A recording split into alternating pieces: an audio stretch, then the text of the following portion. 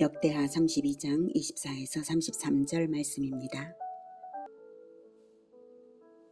그때에 히스기야가 병들어 죽게 되었으므로 여호와께 기도하매 여호와께서 그에게 대답하시고 또 이적을 보이셨으나 히스기야가 마음이 교만하여 그 받은 은혜를 보답하지 아니하므로 진노가 그와 유다와 예루살렘에 내리게 되었더니 히스기야가 마음의 교만함을 뉘우치고 예루살렘 주민들도 그와 같이 하였으므로 여호와의 진노가 히스기야 생전에는 그들에게 내리지 아니하니라.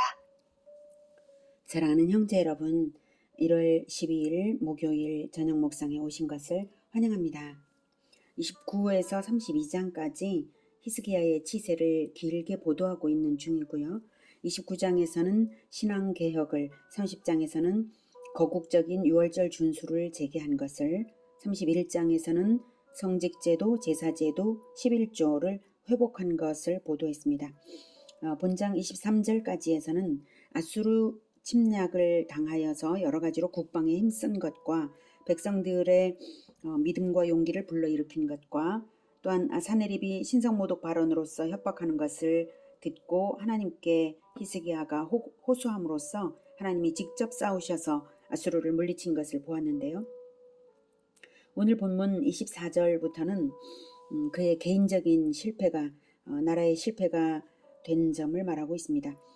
역대기 지필 관점이 귀환 공동체를 격려하고자 하는 것이어서 포로기 70년 이후에 귀환한 그들을 격려하고자 에스라가 이제 그런 관점으로 쓴 것이어서 다윗 왕가에 대한 자부심을 높이는 데에 초점을 두므로 히스기야의 잘못을 축소시켜서 말하고는 있어요.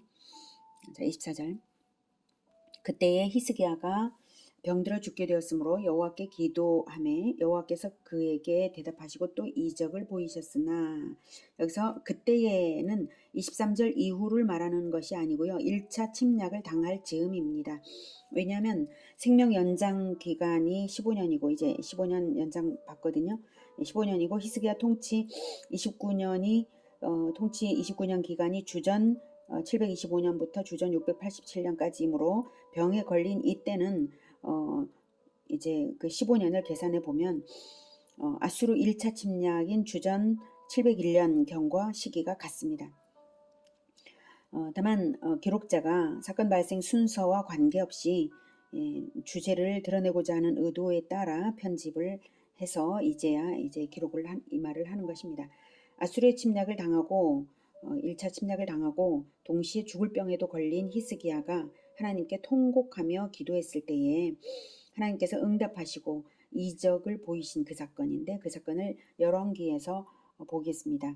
열왕기하 20장 5에서 11절까지를 이제 보도록 하겠습니다. 너는 돌아가서 내 백성의 주권자 히스기야에게 이르기를, 왕의 조상 다윗의 하나님 여호와의 말씀이 내가 내 기도를 들었고 내 눈물을 보았노라. 내가 낫게 하리니 내가 3일 만에 여호와의 성전에 올라가겠고 내가 내 날에 15년을 더할 것이며 내가 너와 이 성을 아수르 왕의 손에서 구원하고 내가 나를 위하고 또 내 종 다윗을 위함으로 이 성을 보호하리라 하셨더라. 네, 방금 잠시 녹음이 빠진 부분이 있죠. 내가 너를 이제 낫게 하고, 이런 부분을 이제 내가 너를 낫게 하고 낫게 하리니, 이런 부분 좀 빠졌죠. 네, 참고하시고요. 자, 하나님의 응답이 병 치료와 수명 연장과 아수르로부터의 구원 세 가지를 말씀하셨어요. 히스기야가 구하지 않은 것까지 말씀하신 이유는 병 치료가 수명의 충분한 연장이어야 되는 것이고요, 당연히. 그리고 그래야 나라를 잘 다스릴 것이기 때문이고요. 또 아수르의 침략을 당한 때에 병도 주신 이유를 알 수 있게 해요. 즉 사람 의지하지 말고 하나님만을 의지하게 하시는 것이죠. 병의 치료를 통해서 하나님만 의지하는 체험학습 시키신 후에 아수르의 침입에 대해서도 역시 하나님만 의지하게 하시려고 동시에 어려움을 주신 것입니다. 아무튼 이사야를 통해서 응답을 들은 히스기야는 확실한 것을 들어서 확신을 갖고 싶어서 이제 물었어요. 8절. 히스기야가 이사야에게 이르되 여호와께서 나를 낫게 하시고 3일 만에 여호와의 성전에 올라가게 하실 무슨 징표가 있나이까? 하니 3일만 기다리면 낫게 하실 일을 징표까지 구할 이유는 없겠죠. 이것은 방금 세 가지, 낫게 하시고 15년 더 살게 하시고 아수르 군대도 물러가게 하실 세 가지 응답 전체를 대표해서 이제 한 가지만으로 표현을 한 것이에요. 그러니까 아수르까지 물러가고 자기가 감사기도하러 성전에 올라갈 수 있다면 믿음으로 굳건해질 수 있도록 징표를 달라. 이 말이 히스기야의 말이 이것입니다. 그래서 징표도 주셔요. 9절. 이사야가 이르되 여호와께서 하신 말씀을 응하게 하실 일에 대하여 여호와께로부터 왕에게 한 징표가 이 말이이다. 해 그림자가 10도를 나아갈 것이니까 혹 10도를 물러갈 것이니까. 하니 히스기야가 대답하되 그림자가 10도를 나아가기는 쉬우니 그리할 것이 아니라 10도가 뒤로 물러갈 것이니이다. 하니라. 선지자 이사야가 여호와께 간구하매 아하스의 해시계 위에 나아갔던 해 그림자를 10도 뒤로 물러가게 하셨더라. 이렇게 실제로 해시계 위에 그림자가 10도 뒤로 물러났어요. 해시계는 24시간을 360도로 나눈 원형 시계로 볼 때에 10도 물러난 것은 하나님께서 천체의 움직임을 40분 전으로 되돌리신 것을 뜻합니다. 놀라운 일이죠. 이 정도의 표징까지 주시면서 병의 치유와 15년 수명 연장과 아수르를 물리치실 것을 믿게 하셨어요. 하지만 아수르의 1차 침입에서는 히스기야의 믿음이 그래도 아직은 약해서 뇌물을 사용하고 말았거든요. 그렇지만 2차 침입에서는 하나님만 의지해서 믿음에 성공했고요. 하나님께서 이적으로서 아수르 18만 5천 명 군대를 몰살하시고 약속대로 하셨습니다. 이적은 바로 그 사건들, 즉 해그림자가 10도 물러난 사건뿐만 아니라 하나님의 아수르 격퇴 사건까지를 통틀어 말하는 것입니다. 그런 이적이 있었는데, 자 이제 다시 25절로 되돌아갑니다. 25절. 히스기야가 마음이 교만하여 그 받은 은혜를 보답하지 아니하므로 진노가 그와 유다와 예루살렘에 내리게 되었더니, 히스기야가 마음의 교만함을 뉘우치고 예루살렘 주민들도 그와 같이 하였으므로 여호와의 진노가 히스기야의 생전에는 그들에게 내리지 아니하니라. 네. 자, 하나님의 이적적 응답을 삼중적으로 체험을 하고도 결국 믿음에 실패한 것인데요. 여기서는 교만함을 뉘우치고 진노가 히스기야의 생전에는 그들에게 내리지 아니하니라고 회개의 결과로 평가를 내렸지만, 실은 온전한 회개를 한시적인 기간인 15년 이내에 온전한 회개로서 변화되어 살라는 뜻이셨어요. 히스기야 자신의 자기 개혁이 가장 중요하죠. 그것에 결국은 실패한 결과 악한 아들 므낫세의 통치 시대로 들어가게 된 것입니다. 여기서는 은혜를 보답하지 아니한 그것이 무엇을 말하는지 열왕기를 통해서 보겠습니다. 열왕기야 이제 20장 12, 13절. 그때에 발라단의 아들 바벨론의 왕 브로닥 발라단이 히스기야가 병들었다 함을 듣고 편지와 예물을 그에게 보낸지라. 히스기야가 사자들의 말을 듣고 자기 보물고의 금은과 향품과 보배로운 기름과 그의 군기고와 창고의 모든 것을 다 사자들에게 보였는데 왕궁과 그의 나라 안에 있는 모든 것 중에서 히스기야가 그에게 보이지 아니한 것이 없더라. 바벨론 왕이 신하들을 보낸 것은 병문안이라고 하는데, 병문안은 핑계이고요. 당시 반아수르 동맹을 맺기 위해서 히스기야의 힘과 세력과 재력과 군사력을 보기 위해서 보낸 것입니다. 방문 시기는 2차 침공한 아수르를 물리친 이후예요. 바벨론에서 보낸 시기는 그 전이죠. 물론 바벨론에서 예루살렘까지 몇 달 걸리니까 그 사이에 아수르 2차 침공이 있었던 것이죠. 그러니까 시간 순서대로 한다면 1차 침공 및 히스기야의 병치유가 먼저 있었고 그다음 2차 침공이 있었고 그다음 바벨론에 신하들이 도착을 했어요. 히스기야는 자기 병이 하나님의 은혜로 나았고 아수르를 물리친 것도 하나님의 은혜로 되었으니까 병문안의 명분으로 온 자들에게 무엇을 자랑해야 합니까? 하나님의 은혜를 자랑해야 함에도 불구하고 그것은 안 하고 자기 재력과 무기를 자랑했습니다. 그 재력도 아수르를 물리쳤다고 주변국에서 보낸 보물들이었어요. 다 하나님의 은혜 아닌 것이 없었는데 히스기야는 자기를 자랑했죠. 바벨론과 동맹을 맺고 싶어서 그런 것이고요. 하나님을 의지하기보다 세상 의지한 것이고요. 겸손하기보다 교만한 것이고 어리석은 것이죠. 히스기야는 자기의 질병과 치유와 예언과 이적을 통해서 배운 것이 없습니다. 14절. 선지자 이사야가 히스기야 왕에게 나와 그에게 이르되 이 사람들이 무슨 말을 하였으며 어디서부터 왕에게 왔나이까? 히스기야가 이르되 먼 지방 바벨론에서 왔나이다. 하니 이사야가 이르되 그들이 왕궁에서 무엇을 보았나이까? 하니 히스기야가 대답하되 내 궁에 있는 것을 그들이 다 보았나니 나의 창고에서 하나도 보이지 아니한 것이 없나이다. 하더라. 이사야가 하나님의 대리자로서 왕을 책망하기 위해 왔는데도 히스기야는 깨달음도 부끄러움도 회개심도 없는 모양새입니다. 속내는 숨기고 사건 그 자체만을 표피적인 사건 그 자체만을 그저 그게 뭐 잘못이냐는 듯 대꾸하고 있죠. 16절. 이사야가 히스기야에게 이르되 여호와의 말씀을 들으소서. 여호와의 말씀이 날이 이르리니 왕궁의 모든 것과 왕의 조상들이 오늘까지 쌓아두었던 것이 바벨론으로 옮긴 바 되고 하나도 남지 아니할 것이요. 또 왕의 몸에서 날 아들 중에서 사로잡혀 바벨론 왕궁의 환관이 되리라 하셨나이다. 하니 히스기야가 이사야에게 이르되 당신의 전한 바 여호와의 말씀이 선하니이다. 하고 또 이르되 만일 내가 사는 날에 태평과 진실이 있을진데 어찌 선하지 아니하리요. 하니라.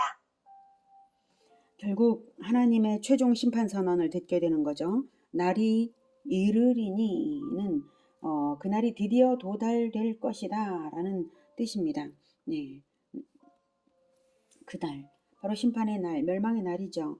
왕궁 멸망의 날입니다. 왕궁의 모든 것과 왕의 조상들이 오늘까지 쌓아두었던 것이 바벨론으로 옮긴 바 되고 하나도 남지 아니할 것이요.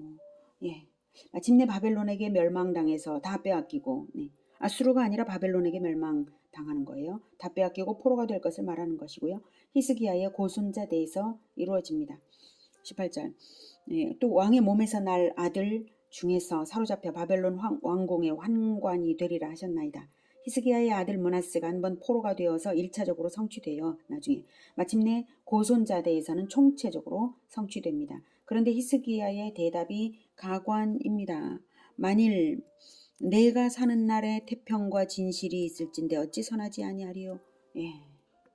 히스기야 당대에만 태평과 진실이 있으면 하나님의 그 행하실 일은 선한 것이라고 자기 위주로 평가를 하며 장차 자손대에서 자기의 잘못으로 인해 벌어질 일들에 책임지지 않는 태도입니다. 이 대답이 어떻게 선한 대답이 될 수가 있겠습니까? 히스기야가 얼마나 표피적인 안목으로 살고 있는지 적나라하게 자기의 영적 수준을 자기의 입으로 나타낸 말입니다. 결국 그 안목과 그 관점대로 히스기야는 15년 수명 연장 중에 낳은 아들 므낫세에게 신앙 교육을 하지 않았고요.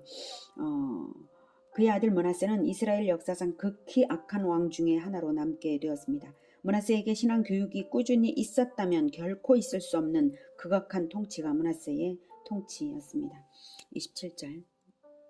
역대하 32장 27절. 히스기야가 부와 영광이 지극한지라.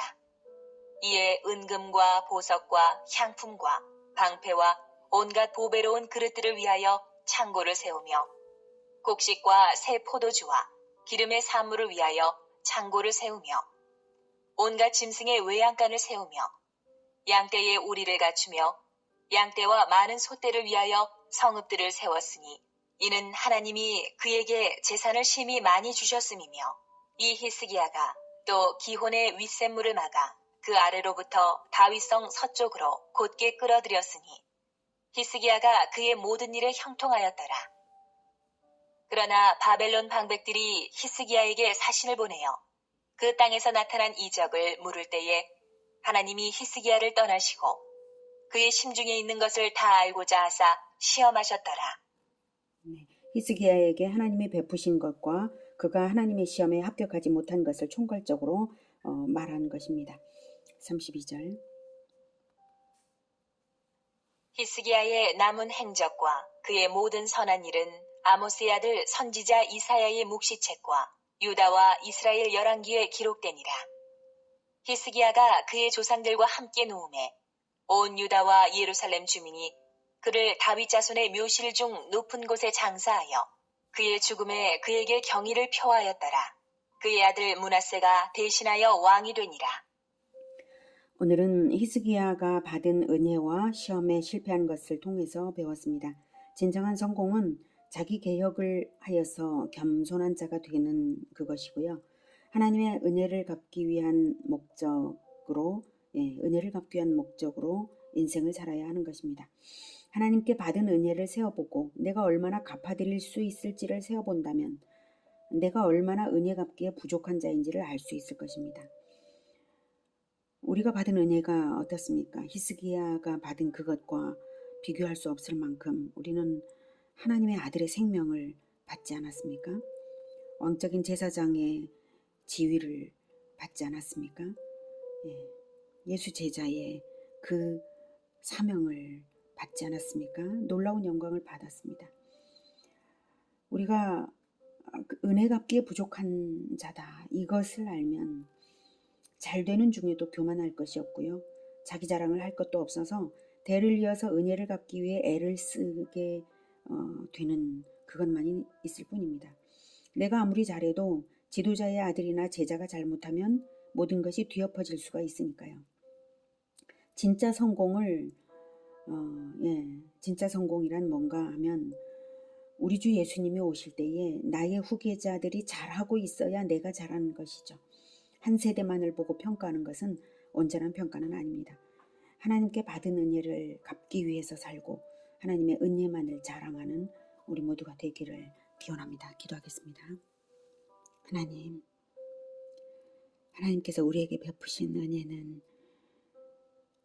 결코 다 갚을 수 없는 은혜입니다. 그래서 우리의 인생을 다 드리고 우리가 가진 것을 다 드려도 부족합니다. 하나님, 그런데도 우리는 얼마나 쉽게 교만해지는지요. 하나님께서 베푸신 것을 내 공로로 자랑하기 쉬운 연약한 우리들을 불쌍히 여겨 주시옵소서. 우리가 이 영적 진실, 하나님께서 우리에게 주신 것이 무한한 것임을, 그리고 우리가 하나님께 갚아드릴 수 있는 것이 극히 적음을, 이것을 잊지 않게 하여 주시고 늘 하나님께 은혜 갚으며 살아갈 수 있도록 도와주시옵소서. 예수 그리스도 이름으로 기도드립니다. 아멘. 이어지는 시간은 개인 기도 시간입니다.